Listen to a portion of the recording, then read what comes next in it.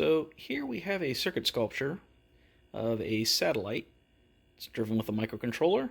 It's got a set of solar panels there to power up the supercapacitor on the top.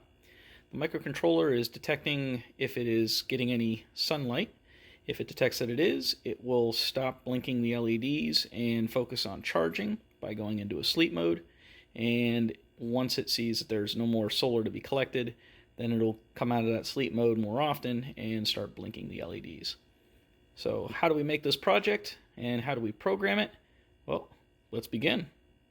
So here we have our SparkFun inline serial programmer for ATtiny's.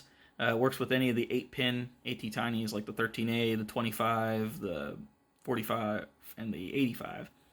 And what we're going to do is we're going to put the chip, the microcontroller, inside this socket here. So here's our ATtiny 25 for the satellite project. You might want to like bend it on a hard surface to get these pins to line up with this socket. Then we just plug this in. Yeah, almost. There we go. And so there you go. Make sure you got the orientation right. You can see here how it's got that dimple in the upper left-hand corner. That's supposed to go with the side that has this notch on the silk screen of this programmer. So anyways, let's hook this up to our computer, just plug it into a USB port, and let's get the programming. Alright, so what we're going to do first is we need to grab the code that we're going to write to that microcontroller. So if we go to the GitHub for this, and I'll have the link in the description below, let's click on code and go to download zip. And then we'll show in folder. Let's copy this over to the desktop so I can see what I'm messing with here. And there you go. So I have it here on my desktop. I'm going to right click and I'm just going to extract to here. And we can get rid of the zip file now. And in here we have our microcontroller code.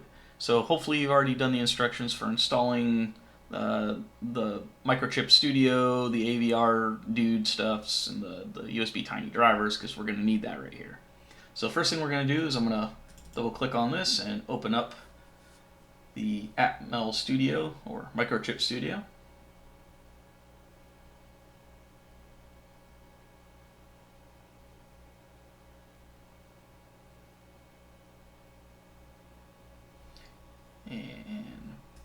I'm going to click on the main C here. I'm going to change this from debug to release. And the first thing I'm going to do is I'm going to go to build, and I'm going to go to rebuild solution. That's going to do its little thing down here. And hopefully you get a 1 succeeded, 0 failed. And then what we're going to do next is we're going to go to tools.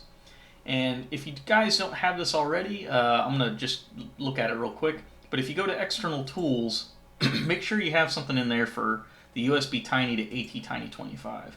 I know under the Microchip Studio instructions I go over this a little bit, but just to refresh yourself, make sure that you have these arguments here with the T25 as the chip that we're programming.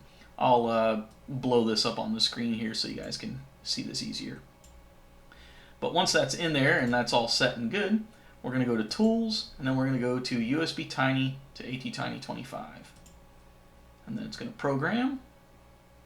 And see, that's pretty quick, not much there, and then it closes right out. So now we have our chip programmed, and now we can actually begin soldering the whole thing together. Alright, so here is the brass rod frame we're going to use for the satellite project. We have 3 thicknesses. We have 1/16, that's our thickest stuff that we got. We have 3/64, which is our medium-sized thickness. And then we have 0.032 inches, that's our thinnest stuff. Or for the metric folk out there, 1.57 millimeter for the thick, 1.19 millimeter for the medium, and 0.81 millimeter for the really, really thin stuff. So for the really, really thick, we designed the main box frame. This is all one piece. I haven't soldered anything yet, but if you follow the bend guide that I'll have up on the GitHub account, you'll see how that's bent together and the measurements to go with. We'll also have 3 thick pieces that close up these spots right here, here, and here. That's these guys right there. And then we'll also use a thick piece that goes diagonally that will go across this way. As of the medium thickness brass rod, we use that to make our solar panel frame, which you can see right here. Again, this is all just one piece, but it hasn't been soldered up yet. But yeah, just one whole piece that's bent into position. And then lastly, with the very, very thin stuff, we're going to do a rectangle that sits in diagonally inside the main square frame. So let's solder these up and see what this looks like. Okay, I didn't want to go over how to solder. There's a lot of better videos out there on the internet than probably what I'll ever show on how to do proper soldering techniques. But here is a soldered up cube. Here's our two solar panel frames. As you can see, just glob the solders at the joints there. And then we have our internal frame for where we're going to be putting the microcontroller. Now, don't worry about how precise the solder joints are right now. I mean, they're a little bit gooped, especially on these solar panels right here. Because when we go back to solder the actual frame solar panels, for example, to the main frame, you'll be able to correct a lot of that soldering at that point. So next thing we're going to do is we're going to solder up the solar cells onto the frame, because this has got a little bit of trickiness to it. So let's take a look at that. Okay, so here we have the solar cell frame. We got two solar cells, both of which are 2.4 volts. I want to put them in series so that I can get a 4.8 volt charge with this circuit. So how I'm going to do that is I'm going to put the positive lead here to the negative lead here, and you can see that they're labeled on the backs of these things. So that's going to put them in series. I'm going to tie this ground to the frame, and then we're going to let this guy float for now, because we're going to connect him up to the main satellite here later. As of linking these two pieces together here, this positive and this negative, I'm going to use a little bit of the real thin brass rod to do that. Now, the real trick to doing this is going to be desoldering these leads. Solar panels are kind of like LEDs in the aspect that they're very touchy about heat. So when you're soldering and desoldering, try to keep the soldering gun on these as short as possible to get everything that you want. So the first thing I'm going to do is I'm going to desolder the leads.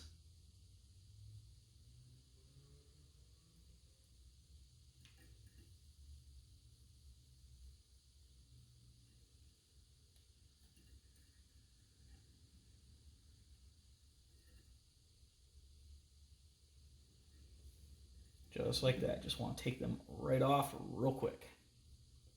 Flip this guy around.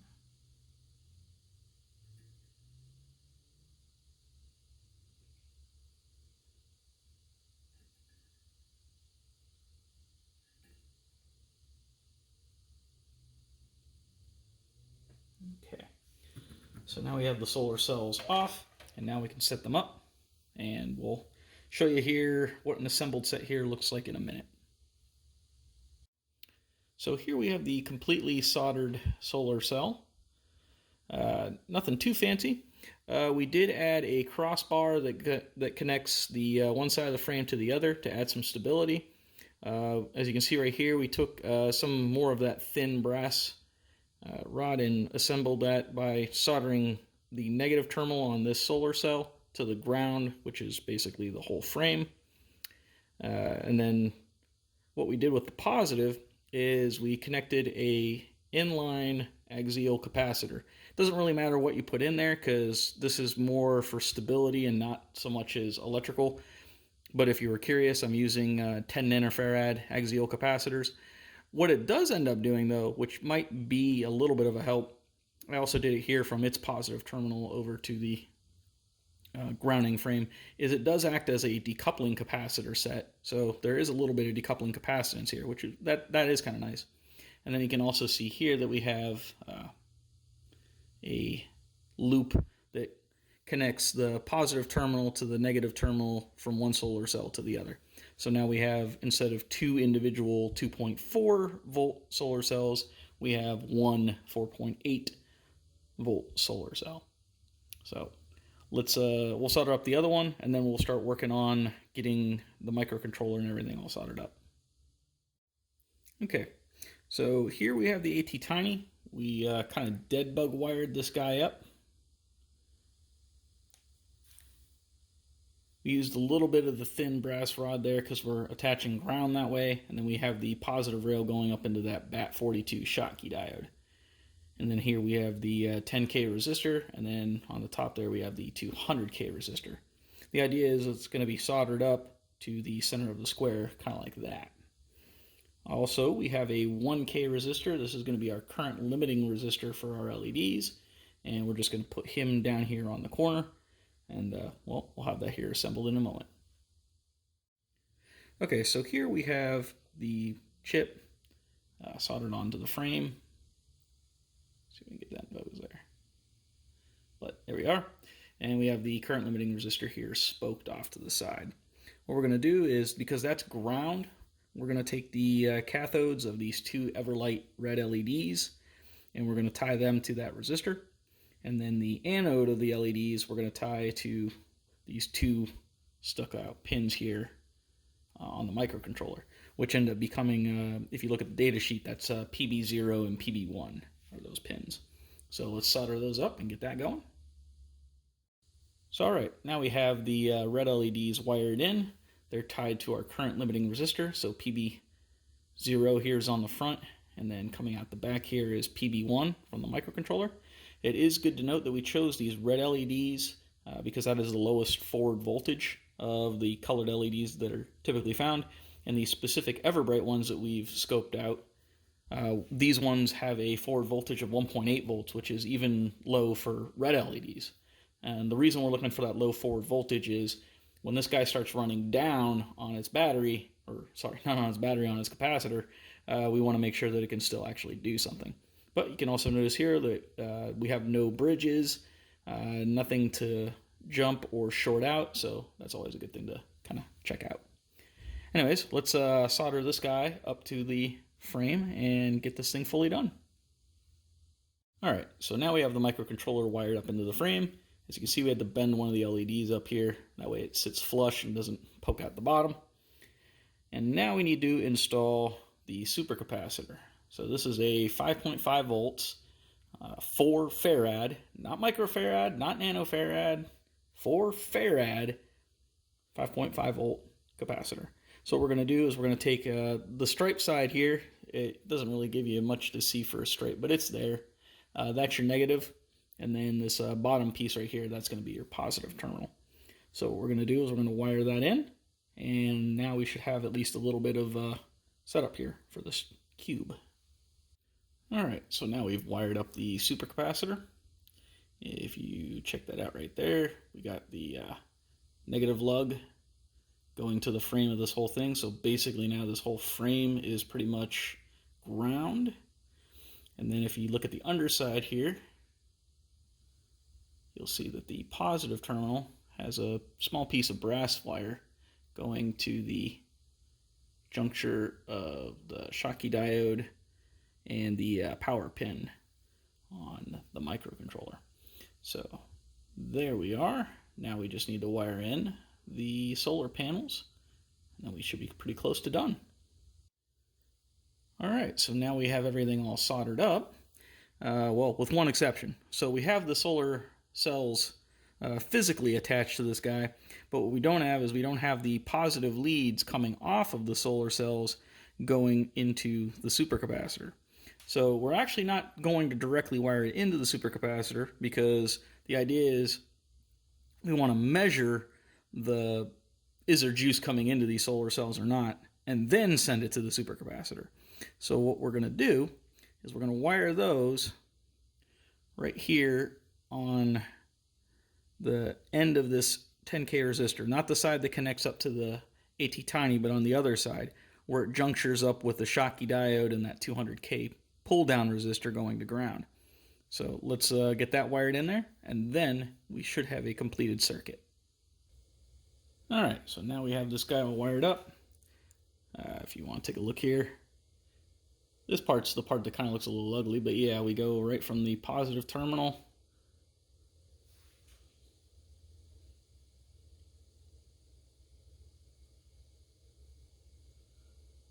you can kind of see that it all comes up to where that Schottky diode is at. That kind of blob in the center there. But anyways, So we have everything all wired up. But one thing that kind of stinks is, yes, if I hook this up into the sun, it will eventually charge up, and it'll charge up that supercapacitor. However, I'm impatient, and I want it done now. So how are we going to do that? One of the things that really stinks about supercapacitors is that initial load that it requires to get it to first charge up that first time. Again, solar will eventually get her there, but let's give it a bit of a jump start. So I have my my power supply here set to 5 volts, and I'm going to clamp my ground to the frame of the satellite. And then I'm going to take my hot lead and I'm going to put it into the hot of the supercapacitor. And right now my supercapacitor is reading, well, yeah, it spiked up there for a second at 600 milliamps of draw. But that's just that initial burst to get it into the supercapacitor. So at this point, it probably has enough voltage to do stuff.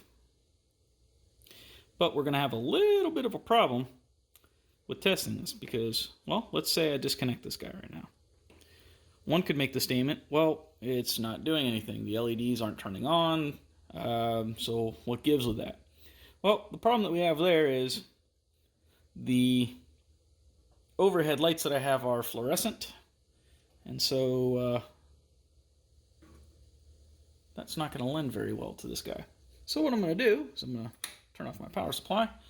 Hopefully I got enough voltage in there, and I'm going to turn the lights off because fluorescent lighting actually will charge up the solar cells, or at least make it think it is.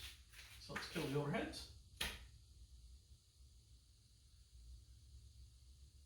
And actually, let's just kill all the lights. And there we go.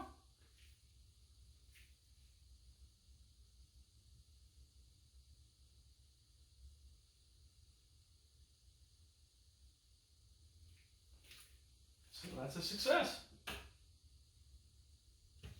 Again, overhead fluorescent lights make it think that it's got a charge, so then it goes into a sleep mode where it's trying to charge up that supercapacitor even further. But there we go. It is now working. So that is how you make a satellite out of an ATtiny 25V.